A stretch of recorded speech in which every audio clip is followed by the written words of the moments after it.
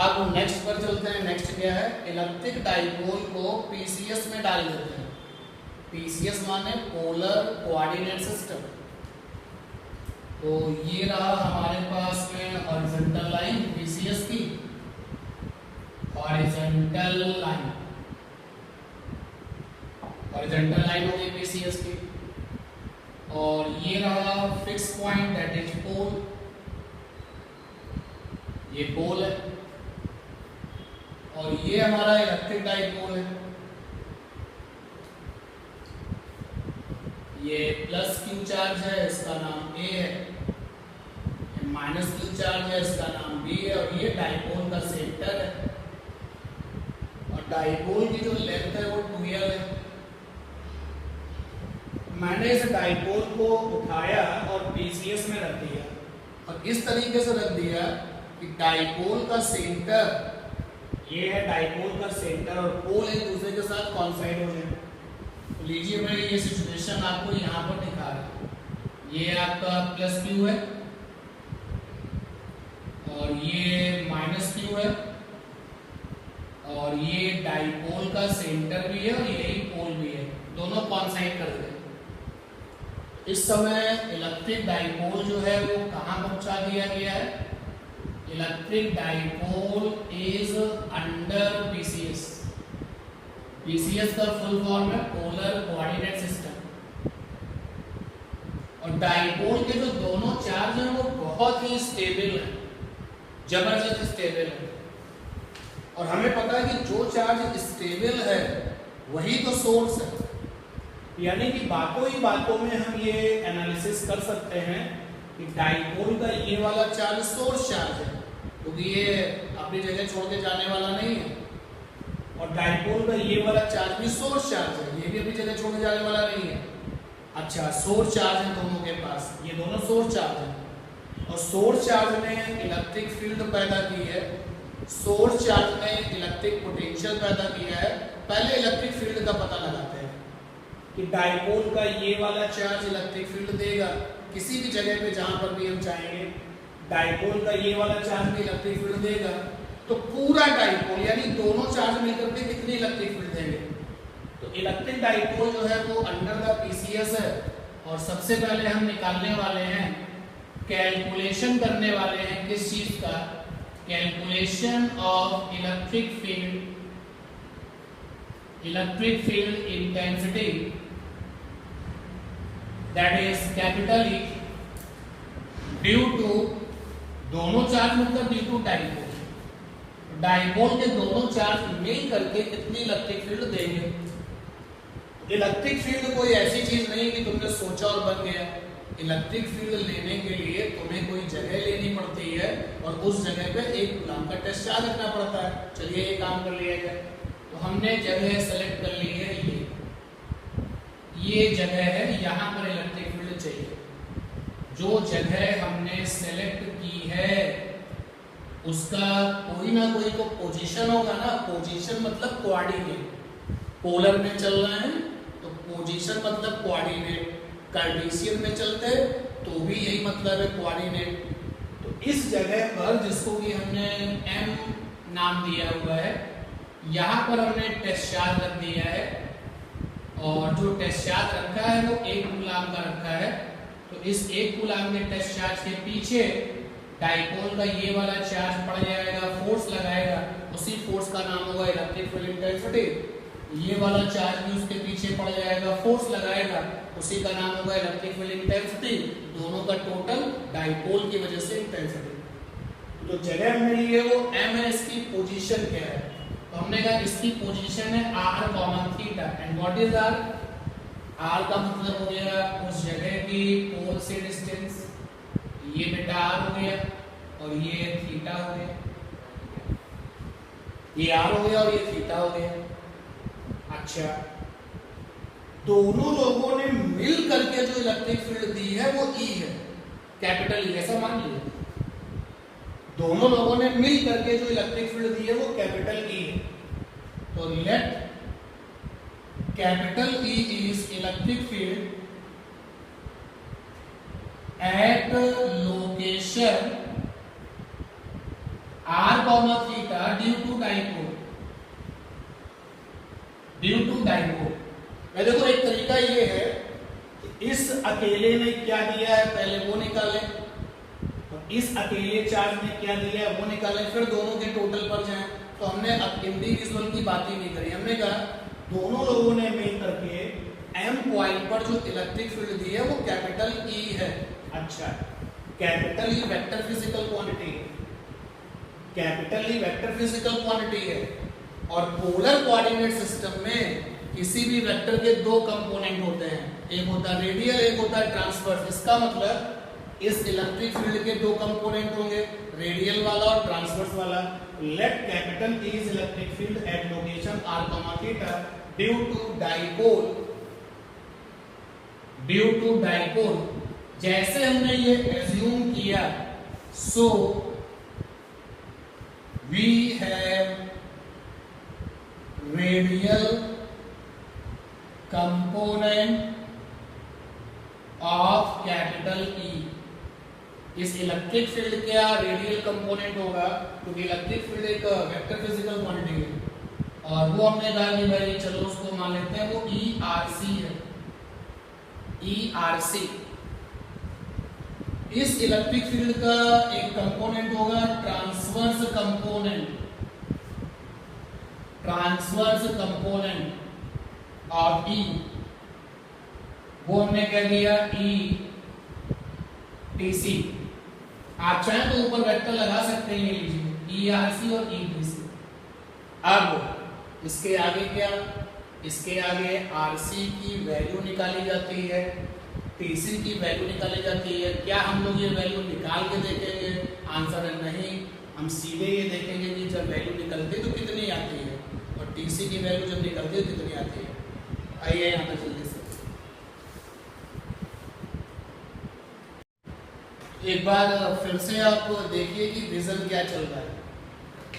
Vision ये चल रहा है कि डाइपोल के दोनों चार्ज बहुत ही जबरदस्त तरीके से इनर्शियल है, मतलब ये भागने वाले चार्ज नहीं है, ये लोग स्टेबल में हैं, और जो चार्ज अपनी जगह पे डटे रहते हैं वो सोर्स चार्ज कहलाते हैं। जब ये कंफर्म हो गया कि डाइपोल के दोनों चार्ज आपके जो हैं अपनी जगह पर ही रहने वाले हैं, स्टेबल है, ये जनरल वे में भागने वाले नहीं है, तो ये चार्ज सोर्स के चार्ज होते हैं। अब सोर्स के जो चार्जेस होते हैं वो इलेक्ट्रिक फील्ड देते हैं, वो इलेक्ट्रिक फोर्स देते हैं, वो इलेक्ट्रिक पोटेंशियल देते हैं। तो हम यहाँ पर पीछा कर रहे हैं इलेक्ट्रिक फील्ड का। तो डाइपोल का जो ये डाइपोल था, मैंने इसको पिक किया और हॉरिजॉन्टल लाइन और पोल के साथ सेटिंग बनाई, मतलब पीसीएस में रख दिया। इलेक्ट्रिक डाइपोल को पीसीएस में पहुंचा दिया गया है। सब कुछ लिखने की कोशिश मत किया करो। दिखाई दे रहा है कि डाइपोल का जो सेंटर है और जो पीसीएस का पोल है वो कॉइंसाइड कर गया है, ये दिखाई दे रहा है। अच्छा, डाइपोल को रख दिया गया। अब डाइपोल का ये वाला चार्ज और ये वाला चार्ज, यानी दोनों लोग मिल करके मतलब पूरा डाइपोल। तो हमने कहा कि जो E है वो इलेक्ट्रिक फील्ड है एट लोकेशन r, थीटा। ये जो जगह है आपने जहाँ पर एक कूलाम का टेस्ट चार्ज रखा हुआ है, ये दोनों लोग मिल करके यहाँ पर जो इलेक्ट्रिक फील्ड दे रहे हैं वो कैपिटल E है। तो capital E is electric field at the location r, theta due to dipole. जब मैं बात कर रहा हूँ ड्यू टू डाइपोल तो दोनों चार्जेस की बात हो गई। तो कैपिटल E है वो इलेक्ट्रिक फील्ड E है। अच्छा, इलेक्ट्रिक फील्ड कैसी क्वांटिटी है? वेक्टर क्वांटिटी है। तो तुरंत अपना दिमाग लगाया कि ये इलेक्ट्रिक फील्ड इंटेंसिटी वाला जो वेक्टर है वो पोलर में फंस चुका है, और जब कोई वेक्टर पोलर में फंस जाता है उसके दो कंपोनेंट होते हैं। तो यहाँ पर मैंने लिखा सो वी हैव, ये जो इलेक्ट्रिक फील्ड है उसका रेडियल कंपोनेंट होगा ERC, उसका ट्रांसवर्स कंपोनेंट होगा ETC। यहाँ तक आ चुके हैं। अब रेडियल कंपोनेंट जो होगा उसका डायरेक्शन क्या होगा ये बताते हैं आपको, उसकी वैल्यू क्या होगी ये बताते हैं। हम सीधे सीधे वैल्यू और डायरेक्शन आपको बताएंगे, हम उसको डिस्कस नहीं करेंगे, जरूरत नहीं है उसकी। इसलिए इलेक्ट्रिक डाइपोल से आने वाली इलेक्ट्रिक फील्ड इंटेंसिटी का रेडियल कंपोनेंट क्या मिलता है, वैल्यू में कितना मिलता है, और डायरेक्शन में कैसा होता है ये देखने वाले हैं हम लोग। जब आप फर्दर कॉपी करेंगे तो इस डायग्राम को दोबारा बनाएंगे। देखिए भाई, इलेक्ट्रिक फील्ड का जो रेडियल कंपोनेंट है, जब उसको नोटिस किया जाता है, उसकी डायरेक्शन को देखा जाता है, तो डायरेक्शन ये आती है। ये तो हमें पता ही है कि जो डायरेक्शन है वो रेडियल लाइन के अलोंग होगी, लेकिन रेडियल लाइन के अलोंग इधर होगी या इधर होगी। तो जब डायरेक्शन देखी जाती है तो इस तरफ आती है, जैसा मैंने दिखाया। तो ये बेटा ERC है, ये रहा ERC।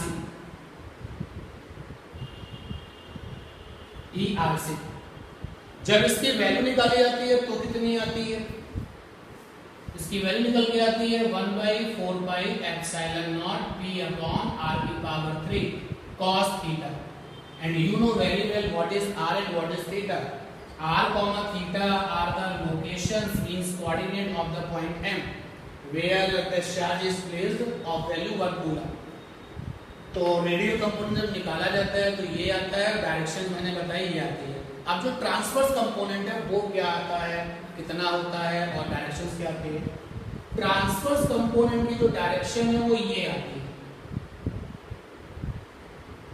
ये तो हमें पता ही है कि जो ट्रांसवर्स कंपोनेंट है वो रेडियल लाइन के साथ में 90 डिग्री होगा। तो ये रहा आपका ट्रांसवर्स कंपोनेंट ETC। ETC की वैल्यू कितनी आती है? ETC की वैल्यू आती है 1/4πε0।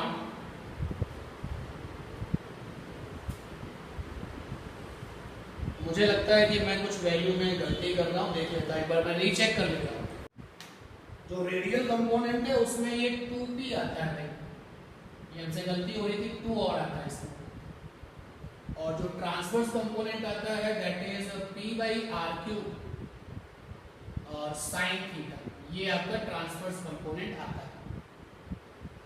तो ये जो रेडियल कंपोनेंट है और जो ट्रांसवर्स कंपोनेंट है वो किसके हैं कंपोनेंट? तो इलेक्ट्रिक फील्ड इंटेंसिटी के। इलेक्ट्रिक फील्ड इंटेंसिटी के ही ये दो कंपोनेंट है, एक है आपका ERC और एक है आपका ETC।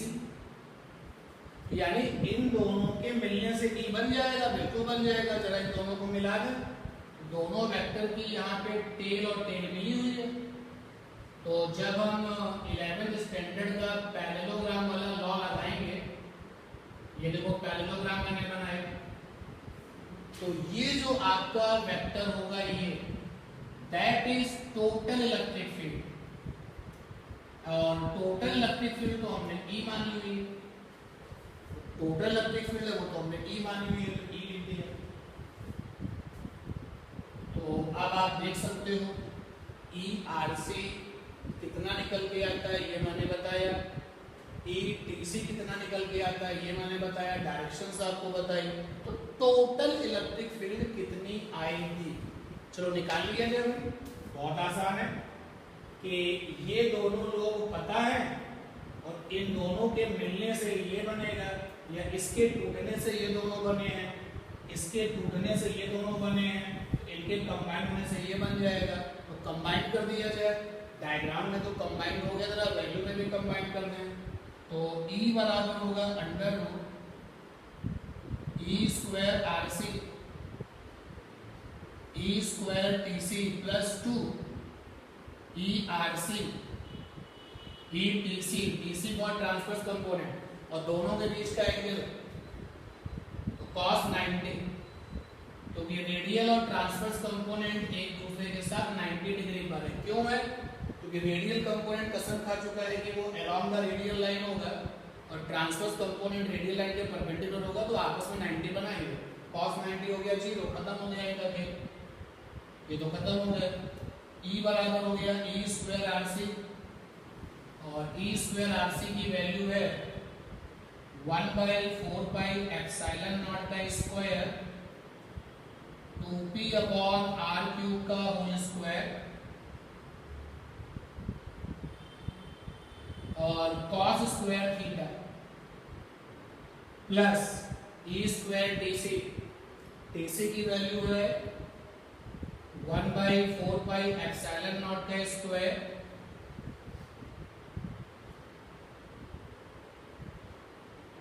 और साथ में p/r³ का स्क्वायर और sin square theta.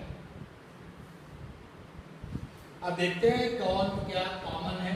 Under root, देखो दोनों में क्या कॉमन है, 1/4 पाई एप्सिलॉन नॉट का होल स्क्वायर कॉमन है, p/r³ का होल स्क्वायर कॉमन है। जब कॉमन वाले लोगों को कॉमन कर लिया तो अंदर क्या बचा, यहाँ पे बचा 4 cos स्क्वायर थीटा और यहाँ पर क्या बचा, sin स्क्वायर थीटा। ये जो होल स्क्वायर वाले लोग हैं वो बाहर आ जाएंगे। E बराबर आ गया 1/4 pi epsilon naught p/r³। Under root में क्या रह गया, 4 cos square theta as it is है और ये जो आपका sin स्क्वायर थीटा इसको बदल दो 1 - sin square theta. Permanently numerical करने के लिए आपके पास फार्मूला मिल चुका है आपको, √3 cos स्क्वायर थीटा प्लस का 1, ये आ गया। कहाँ पर ये भी तो है, सही तो है। अच्छा, sin स्क्वायर थीटा जो है उसको जब मैंने ब्रेक किया है तो ये आया 1 - cos स्क्वायर थीटा। तो ये ओवरऑल सॉल्व हो गया, रिजल्ट ये मिलेगा, ई निकल गया, पहला काम पूरा हो गया। अब देखिएगा, अब जब आप इस पर्टिकुलर पर न्यूमेरिकल देखोगे तो रेयरली कभी रेडियल कंपोनेंट पूछा जाएगा, रेयरली ट्रांसफर पूछा जाएगा, लेकिन ये बहुत पूछा जाएगा कि डाइपोल ने r, लोकेशन पर जो टेस्ट चार्ज रखा गया था उसके ऊपर कितनी इलेक्ट्रिक फील्ड दी है, तो आपके पास रिजल्ट ये है, वैल्यू ये आ गई। अब जरा ध्यान देना, स्टॉप बैटिंग, इधर देखिए, पहले काम पूरा नहीं हुआ। कभी कभी वो हमसे ये पूछते हैं कि डाइपोल ने जो इलेक्ट्रिक फील्ड दी है, वो हॉरिजॉन्टल लाइन से कितना एंगल बनाएगी। क्वेश्चन पे ध्यान दो, डाइपोल ने इलेक्ट्रिक फील्ड ई दी है, ये है वो ई, उसकी वैल्यू तो ये हो गई। इस इलेक्ट्रिक फील्ड का हॉरिजॉन्टल से कितना एंगल बनेगा, तो भैया ये हॉरिजॉन्टल लाइन है पोलर कोऑर्डिनेट की। अच्छा, हॉरिजॉन्टल लाइन के पैरेलल हॉरिजॉन्टल लाइन ही होता है और वर्टिकल के पैरेलल वर्टिकल लाइन होता है। तो मैंने हॉरिजॉन्टल लाइन के पैरेलल एक ये हॉरिजॉन्टल लाइन बना ली। अलर्ट रहना, डायरेक्शन को लेकर के क्वेश्चन ज्यादा पूछा जाता है। तो मैंने हॉरिजॉन्टल लाइन के पैरेलल एक हॉरिजॉन्टल लाइन बना दी। ठीक बेटा, हमसे ये पूछा जा रहा है, ये निकालना, हमको ये वाला एंगल निकालना है कि इलेक्ट्रिक फील्ड ने हॉरिजॉन्टल लाइन से कितना एंगल बनाया है। तो देखो ये थीटा है अपना, तो करस्पॉन्डिंग एंगल के रूल से ये भी थीटा हो गया। ये वाला एंगल अगर हम सोच ले फाई है, देखो थीटा हमें पता है, फाई हमने सोचा जो कि पता नहीं है, क्योंकि जो जगह आपने सेलेक्ट करी है m वाली, उसके पोलर कोऑर्डिनेट r, थीटा है, तो r तुम्हें पता होगा, थीटा तुम्हें पता होगा। तो यानी कि इलेक्ट्रिक फील्ड ने हॉरिजॉन्टल लाइन के साथ जो एंगल बनाया है वो हो गया थीटा प्लस फाई। थीटा तो पता है, फाई नहीं पता, तो फाई निकालना पड़ेगा। तो यहां पर जरा देखें कि direction of capital E from horizontal line, तो हॉरिजॉन्टल लाइन के साथ में कितना एंगल है, डायरेक्शन का मतलब एंगल। तो हॉरिजॉन्टल लाइन तो ये है, इलेक्ट्रिक फील्ड ये है, इसी के पैरेलल ले गए उसको, ये रहा आपका थीटा प्लस फाई। तो आंसर हमारा है, यानी इस क्वेश्चन का आंसर है थीटा प्लस फाई। तो थीटा तो हमें पता है, फाई हमें नहीं पता, तो फाई कैसे निकलेगा? तो देखो फाई कैसे निकलेगा, फाई कैसे निकलेगा, क्योंकि थीटा तो हमें क्वेश्चन में पता होगा, फाई अगर निकल जाए तो बात बन जाए। तो फाई के लिए जरा इस डायग्राम को देखो, tan फाई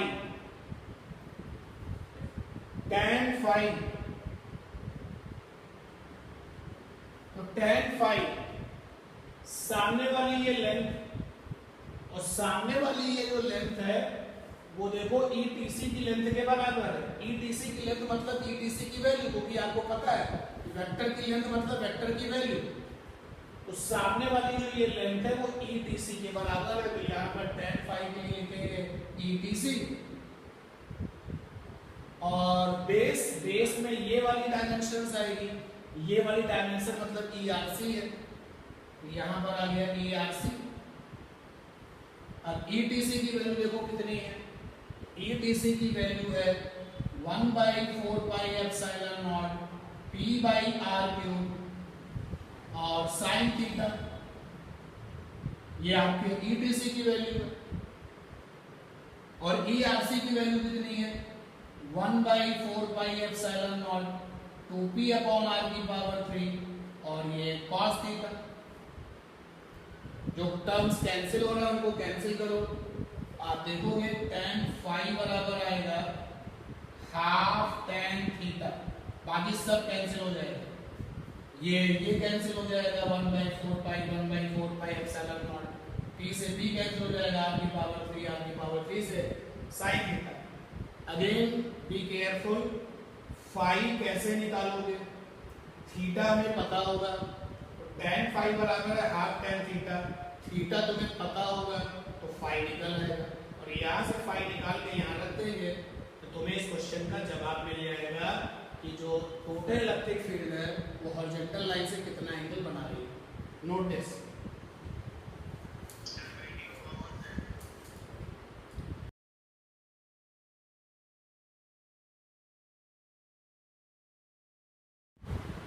नेक्स्ट वन है आपका इलेक्ट्रिक पोटेंशियल का पता करते हैं ड्यू टू डाइपोल, जबकि वो पीसीएस में रखा था, पोलर कोऑर्डिनेट सिस्टम में रखा था। डायग्राम एक बार फिर से रिपीट किया, ये हॉरिजॉन्टल लाइन, ये पोलर, और डाइपोल को जब हमने पिक किया है तो डाइपोल का सेंटर पोल के साथ कॉन्साइड कर दिया, ये प्लस क्यू है कैपिटल ए और ये माइनस क्यू है capital B, and that is the dipole का सेंटर जो कि पोल के साथ कॉन्साइड कर गया। जो जगह हमने सेलेक्ट की थी वो M थी और इसकी अपनी लोकेशन r, थी। डाइपोल के दोनों चार्जेस ने मिल करके यहाँ पर जो इलेक्ट्रिक फील्ड दी वो मिली है 1/4 pi epsilon naught P/r³ √3 cos square theta plus 1। Dipole के दोनों चार्जेस मिल करके इतनी इलेक्ट्रिक फील्ड दे रहे हैं। वैल्यू ये है, डायरेक्शंस के बारे में हम बात कर चुके हैं। तो ये दोनों मिल करके पोटेंशियल कितना देंगे, व्हाट इज पोटेंशियल, सोर्स के चार्ज से 1 कूलाम के टेस्ट चार्ज पर होने वाला वर्क डन। तो ये वाला चार्ज यहाँ पर रखे हुए टेस्ट चार्ज पर वर्क करेगा और ये वाला चार्ज भी यहाँ वाले चार्ज पर वर्क करेगा, और यहाँ का चार्ज 1 कूलाम का है तो वही वर्क पोटेंशियल बन जाएगा। दोनों लोग मिल करके जब पोटेंशियल देते हैं तो कितना आता है, तो यहाँ पर जो इलेक्ट्रिक पोटेंशियल है, पोटेंशियल मान लेते हैं कैपिटल V है ड्यू टू डाइपोल। जब इसको निकाला जाता है कैसे निकलेगा, वही एप्लीकेशन E आपके पास है, E से पोटेंशियल निकालना, तो हम निकाल भी दिखा रहे हैं लेकिन तुम्हें भी पता है कि इलेक्ट्रिक फील्ड से पोटेंशियल निकाला जा सकता है। जब निकालते हैं तो पोटेंशियल आता है 1/4 pi epsilon naught P cos θ/r²। Derivation नहीं करना है, आपको आपसे कोई पूछे निकलता कैसे, तो आप बोलो कि इलेक्ट्रिक फील्ड से पोटेंशियल निकालने के लिए हमें इंटीग्रेशन करना पड़ता है, तो इंटीग्रेशन कर लिया जाता है और पोटेंशियल निकाल लिया जाता है। पोटेंशियल निकलने के बाद ये निकल के आता है, दैट्स ऑल।